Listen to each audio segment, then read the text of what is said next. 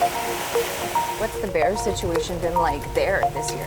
One of the busiest years that we've had. Across British Columbia, bears and humans are getting in each other's way. Yeah, it's been wild. We've had numerous calls a day, all times of the day, all days of the week. We're on patrol in bear country with Conservation Officer Alicia Buchanan. She's based near Vancouver. Buchanan has been a CO for 7 years, and she's never been this busy.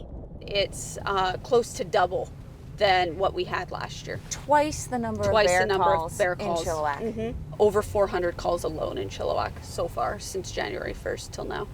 Hey, Mr. Bear, stop getting in my garbage can. It all comes down to food. Hey, that's my garbage.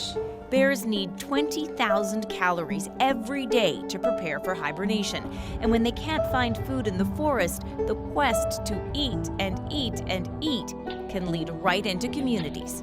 That bear is getting habituated to being around people and identifying that this person is where I'm getting my food source from. So it's taking away that natural fear of people as well. So if the bears aren't scared of people, if someone is there, would they attack or protect their food? I mean, the possibility is there. And so that's why we have to step in. Sometimes stepping in is lethal. Oh, the bear's scared. This food-conditioned bear was close to a public swimming pool, so Prince George conservation officers made the call. Oh, no, he killed it. From January to the end of September, BC conservation officers destroyed 460 black bears, the highest number in more than a decade. We hate it, and we understand the public hates it. Nobody wants to see an animal get killed. So when you have to remove one, that's the worst day for me. I can't think of a worse day in my career other than having to remove bears. She says this alley, behind several restaurants, is evidence humans need to do better.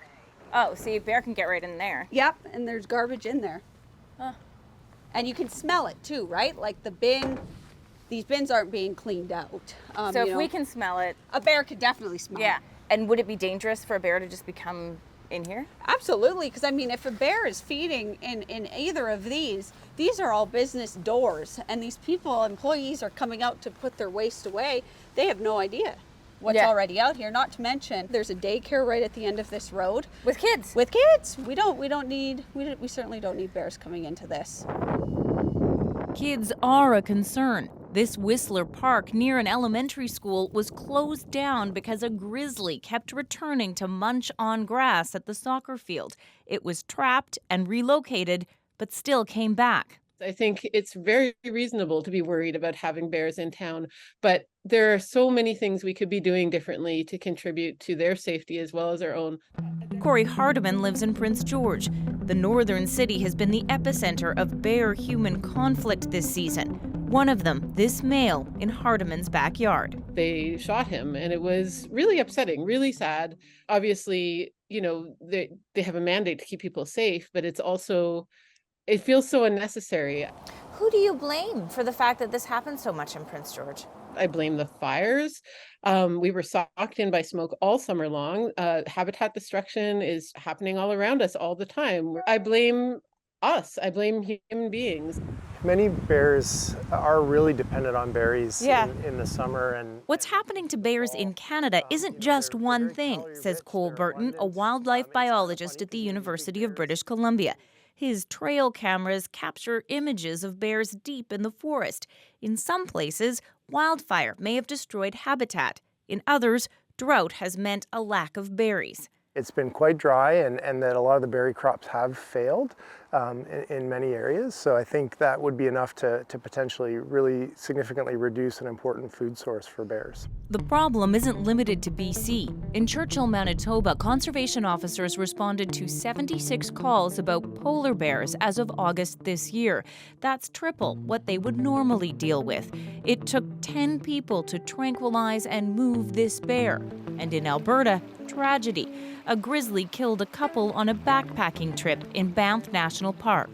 Are these things connected? Are grizzlies and black bears and polar bears experiencing the same stresses? In some sense, yes, because climate change is a global phenomenon. It's a large-scale phenomenon. So we're seeing these changes. A stressful time to be a bear. We're throwing a lot at them, you know, between the changing climate, the growing and dynamic human population. And if we squeeze them in, if we don't give them the space to adapt, there could be trouble. Preventing trouble with bears is Olivia Lemke's job. She works for WildSafe BC in Kamloops. She goes to neighborhoods like this with heavy bear traffic and shows people what they can do to keep themselves and bears safe. My name is Olivia Lemke and I'm with WildSafe BC. I'm just doing education in the entire neighborhood about bears, because there's been a little bit of bear activity lately. Okay. She spends a lot of time asking people to pick their fruit trees, because look what happens when a bear finds pears growing on a backyard tree. It is on somebody's property. The bear's going to learn to associate their backyard, this park right here, this playground, with a food source. And he might remember this and come back next year and come back to the same tree and eat it again. So Lemke shares tips with homeowners. I can suggest in the springtime blowing off the blossoms with like a pressure washer or a hose. That will reduce the number of fruit that's actually like produced that year. What's the response you get from people when you point these things out? What kind of things do they say to you? They're very, very receptive to the idea of helping the bears and helping to clean up their yards. But cleaning up can be complicated. It's a bear buffet. It's a tree with no one here to maintain it, right? Alicia Buchanan was called to an apple tree on a vacant lot. So has a bear been here? Absolutely. How do you know? Some of these apples have been eaten already. So they got bite marks in them. They've got bite marks right in the apple. So what needs to happen with something like this? If there's nobody to maintain the tree and there's nobody utilizing the apples, it should be removed. She'll try to track down the owner and get them to deal with the tree. The kind of work she's hoping to have more time to do once the bears have finally finished feasting and gone to sleep.